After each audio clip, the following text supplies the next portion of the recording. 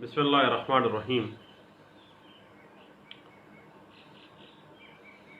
Section 112 evidence act 1872 کہتا ہے کہ جب بچہ شادی کے بعد چاہے ایک ہفتے کے بعد ہی کیوں نہ پیدا ہو جائے وہ لیجیٹیمیٹ بچہ کہلاتا، بشرطے کہ عورت کا خاوند اس کے جائز ہونے، اس کے لیجیٹیمیٹ ہونے سے انکار نہ کرتا ہو۔ بنیادی طور پر سیکشن 112 ایویڈنس ایکٹ 1872 جو ہے، جو کہ شادی کے دوران انکار نہ کرے، اس طرح سے کسی بچے کا لیجیٹیمیٹ یا انلیجیٹیمیٹ ہونا سیکشن 112 ایویڈنس ایکٹ 1872 کے تحت ایک قابل تردید کیا۔ اس طرح سے سیکشن 112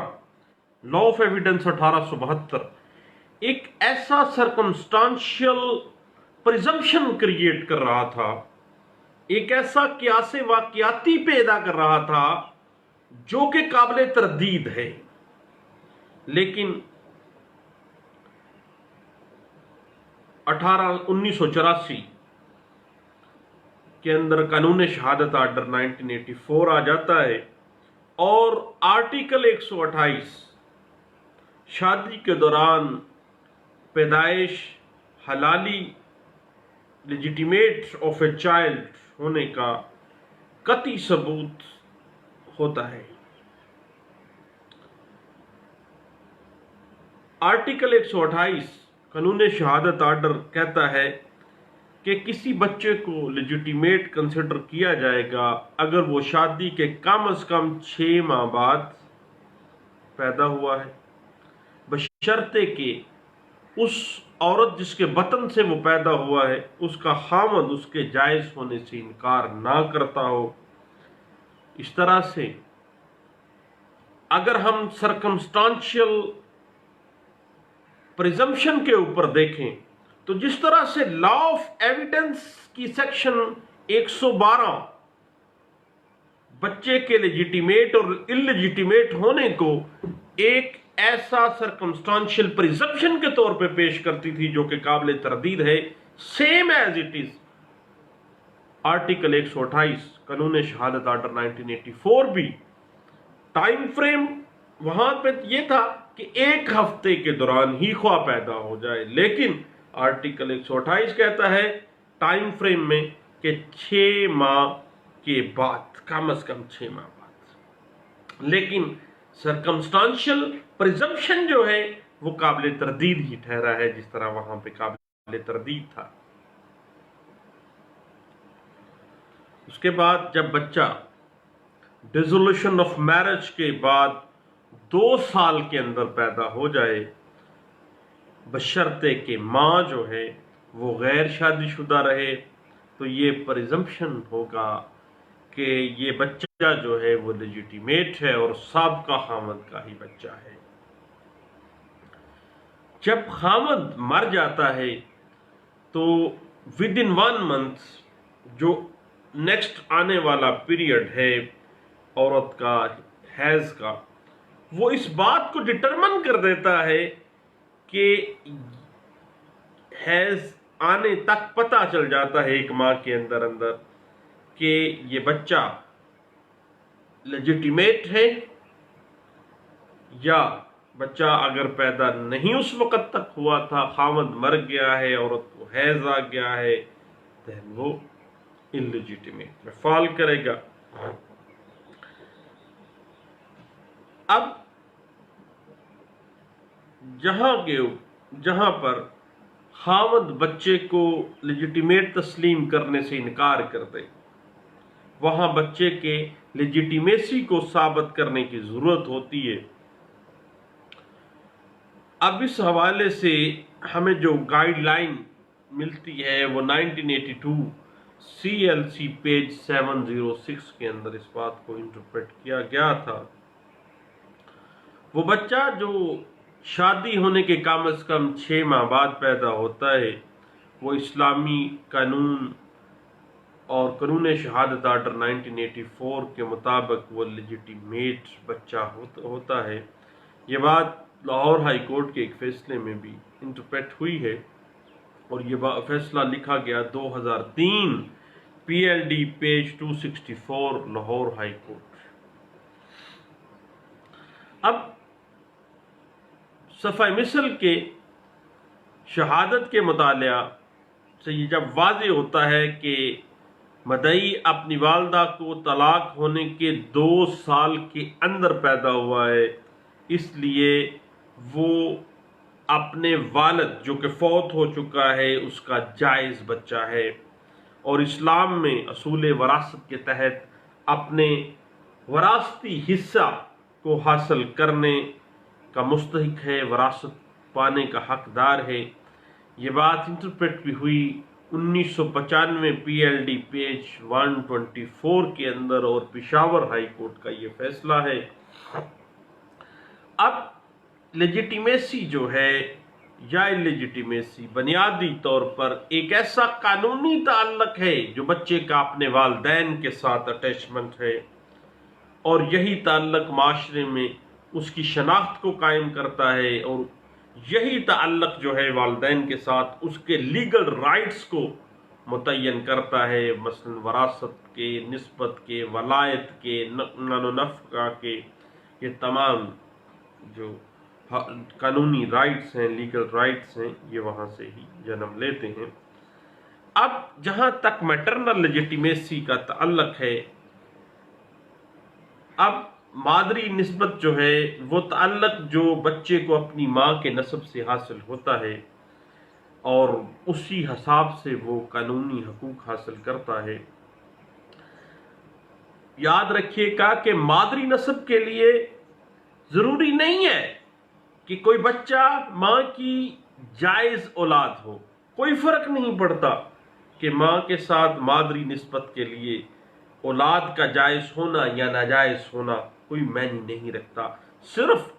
اس عورت کے بطن سے پیدا ہونا ہی مادری نسبت کو، مادری نسب کو کریٹ کر دیتا ہے۔ جہاں تک پیٹرنل ریلیشن شپ کا تعلق ہے، پدری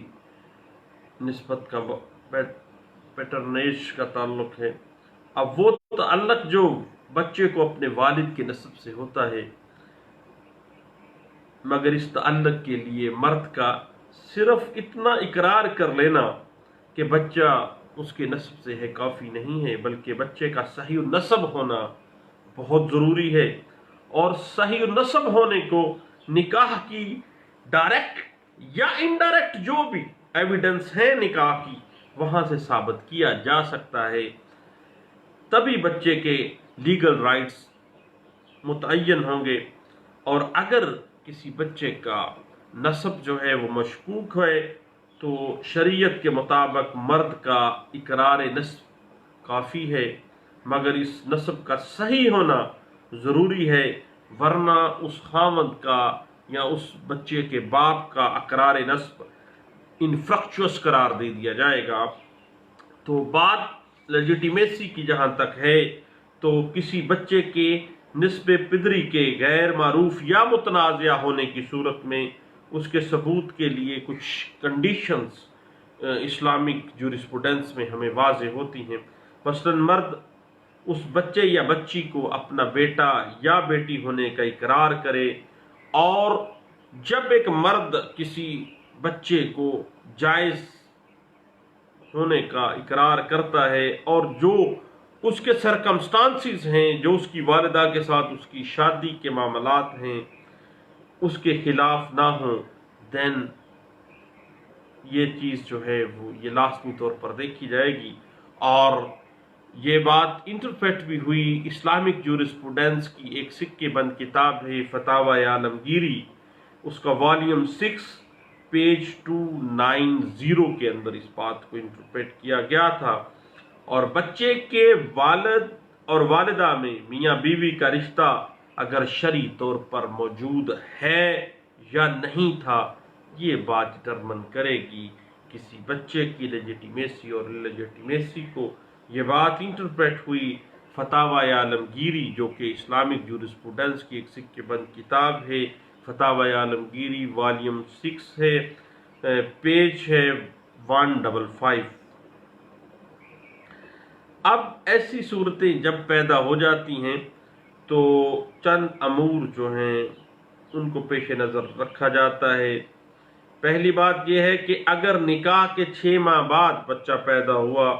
تو نصف جو ہے اس والد کے ساتھ اس کا ثابت ہو گیا ہے،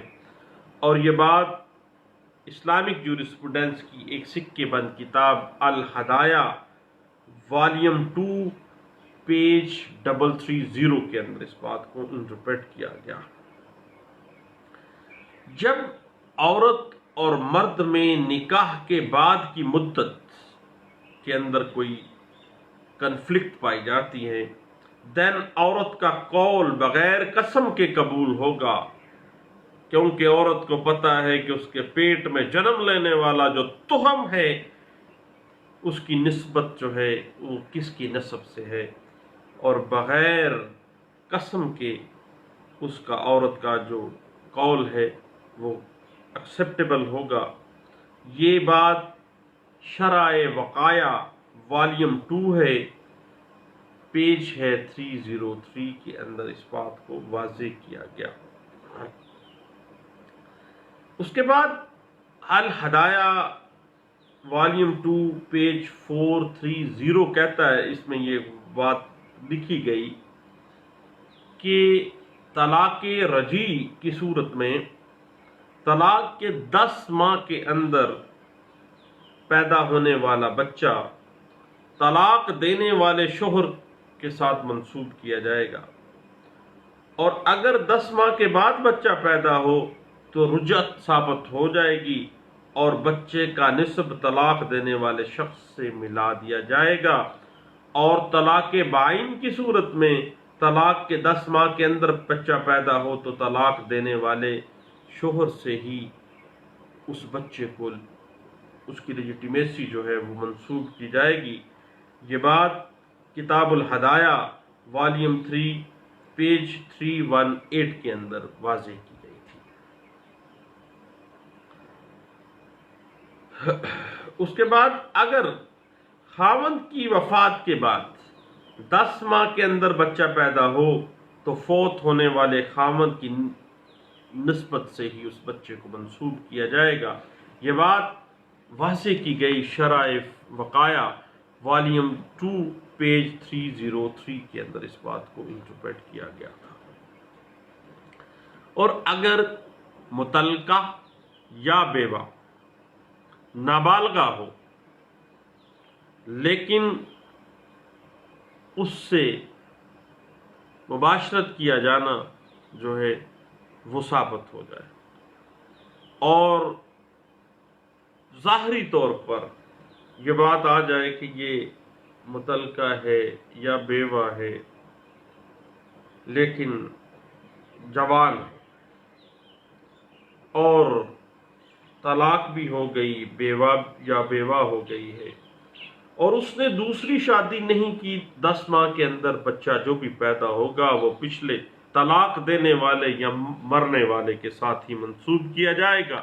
یہ بات کتاب الہدایہ والیوم 2 پیج 431 کے اندر اس بات کو انٹرپریٹ کیا گیا تھا۔ اور ہر ایک صورت میں یہ امر سامنے رکھا جائے گا کہ بچے کی پیدائش کے وقت سے کم از کم 6 ماہ پہلے اور زیادہ سے زیادہ 10 ماہ میں بچے کی ماں اور باپ میں بطور میاں بیوی ملاپ کیا ممکن تھا، کیا اس کی شادی ان دونوں کی شادی سرکمسٹانسز کے مطابق ثابت ہوتی ہے، یہ بات کہی گئی تھی کتاب الطلاق والیوم 2 پیج ہے 430 کے اندر۔ اب حمل کی کم از کم مدت جو قرآن پاک کے اندر کہی گئی ہے کہ اس کا حمل اور اس کا دودھ چھڑانا 30 مہینوں میں ہے، سورۃ الاحقاف آیت نمبر 15 واضح کر رہی ہے ٹائم فریم کہ حمل اور اس کا دودھ چھڑانا 30 مہینوں میں ہے۔ اسی طرح قرآن پاک میں ارشاد ہوا کہ عورت کا اپنے بچے کو دودھ چھڑانا 2 سال کی مدت میں ہے، اور اگر ان دونوں آیات مبارکہ کو ملا کر پڑھا جائے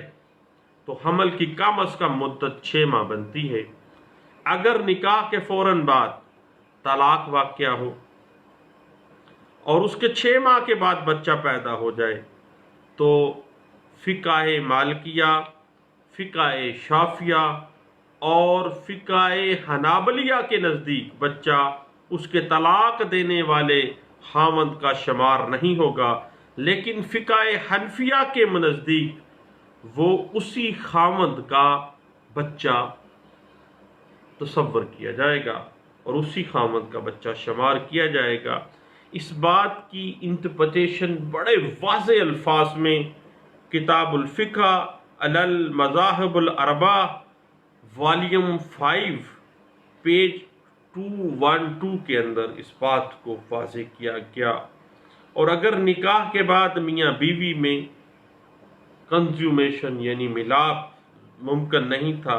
پھر بھی 6 ماہ بعد پیدا ہونے والا بچہ فقہ حنفیہ کے نزدیک اسی خاوند کا بچہ شمار کیا جائے گا۔ یہی بات کتاب الفقہ علی المذاہب الاربعہ والیوم 5 پیج 212 کے اندر اور پیج 214 کے اندر اس بات کو انٹرپریٹ کیا گیا تھا۔ اب یاد رکھیے گا کہ حمل کی زیادہ سے زیادہ مدت کے بارے میں شریعت کا کوئی واضح حکم کہیں بھی منقول نہیں ہے۔ قرآن پاک سورۃ المرسلات آیت نمبر 20 اور 22 کے مطابق حمل کی مدت کم از کم 6 سے 7 ماہ اور زیادہ سے زیادہ 9 سے 10 ماہ تک ہوتی ہے، اور اہل تشیع کے نزدیک حمل کی کم از کم مدت 6 ماہ اور زیادہ سے زیادہ 9 سے 10 ماہ تک ہے۔ یہ بات واضح کی گئی جامعہ الجعفری والیوم 1 پیج ہے 646 کے اندر۔ اب تمام ائمہ مذاہب الفقہ کے نزدیک حمل کی کم از کم مدت 6 ماہ، لیکن حمل کی زیادہ سے زیادہ مدت کے اندر مختلف سکولز آف تھاٹ جو فقہ کے ہیں ان میں اختلاف پایا جاتا ہے۔ فقہ حنفیہ کے مطابق حمل کی زیادہ سے زیادہ مدت 2 سال تک ہو سکتی ہے، جبکہ امام شافعی اور امام احمد بن حنبل کے نزدیک زیادہ سے زیادہ مدت 4 سال تک بھی ہو سکتی ہے، اور اگر طلاق رجعی کی صورت میں 10 ماہ کے اندر اندر بچہ پیدا ہو تو طلاق دینے والے مرد سے ہی وہ منسوب کیا جائے گا، اور طلاق بائن کی صورت میں 10 ماہ کے اندر بچہ پیدا ہوگا تو طلاق دینے والے مرد سے ہی منسوب کیا جائے گا، بشرطے کہ عورت نے دوسرا نکاح نہ کیا ہو۔ لیکن عورت کے لیے ضروری نہیں ہے کہ وہ عدت کے ختم ہونے کا اقرار کرے، کیونکہ طلاق بائن کی عدت نہیں ہوتی ہے۔ یہ بات عین الہدایہ والیوم 2 پیج 318 کے اندر اس بات کو انٹرپریٹ کیا گیا تھا۔ شوہر کی وفات کے بعد 10 ماہ کے اندر بچہ پیدا ہو اور بیوہ نے دوسری شادی نہ کی ہو تو فوت ہونے والے خاوند سے ہی اس بچے کو منسوب کیا جائے گا، اور اس غرض کے لیے عدت کو نظر انداز کر دیا جائے گا۔ یہ بات کتاب عین الہدایہ والیوم 2 پیج 319 کے اندر اس بات کو انٹرپریٹ کی گئی، اور اصولی طور پر بچے کی پیدائش سے 6 ماہ پہلے اور زیادہ سے زیادہ 10 ماہ میں بچے کی ماں اور باپ میں بطور میاں بیوی کنزیومیشن نکاح کی صورت میں ممکن ہو تو دین بچے کا نسب جو ہے ثابت ہو جائے گا، جب بچے کے والد کے نسب سے انکار کیا جائے تو دو مرد یا ایک مرد اور دو عورتوں کی شہادت سے بچے کا نسب اس مرد کے ساتھ ثابت ہوگا، جس کے متعلق یہ گواہان جو ہیں وہ نسب کی شہادت دیں گے، ایک مرد